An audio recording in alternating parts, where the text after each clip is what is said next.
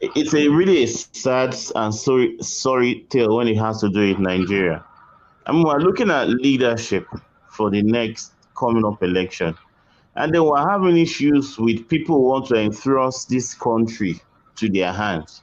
Integrity issue, character issue. You say things, you don't keep the things you say, and you expect every other person to entrust this government in your hand when we are in a dire strait as it is right now? Or are we talking about the other man that says Emilokon and then he has not spoken to the issues? He just comes there and does as if, with so much pride, like as if the country belongs to him. You would have thought the man would have used his influence as a national leader to have a meeting with the president over certain issues that bedevils the country. Because you can't separate him from the president the way it is.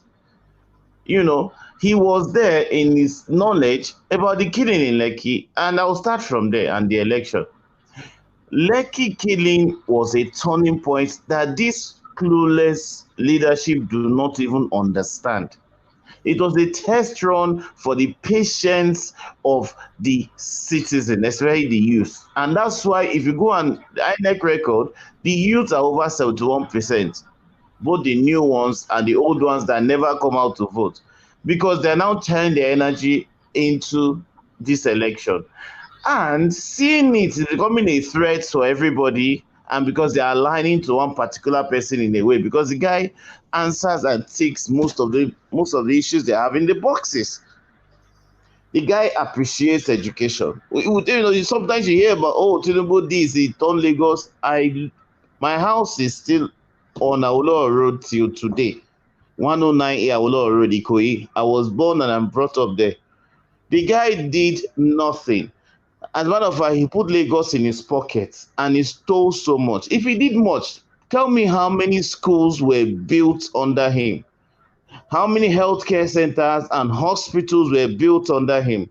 Where are the locals' houses that were built? Instead of all of this, you have Agberos, hooligans, and all manner of people becoming political, using them for political means, and then you see them snatching ballot boxes and killing and doing all sorts.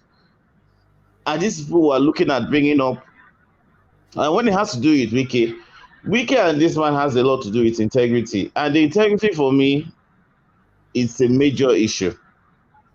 You know, people might say what they want, but I align a bit more with Obi because the guy is clear in his thoughts, what he wants to do, like yesterday. He's not even thinking about what he'll do. I heard the fashioner coming up and asking Nigerians, please come up with idea for solutions to the government if you have.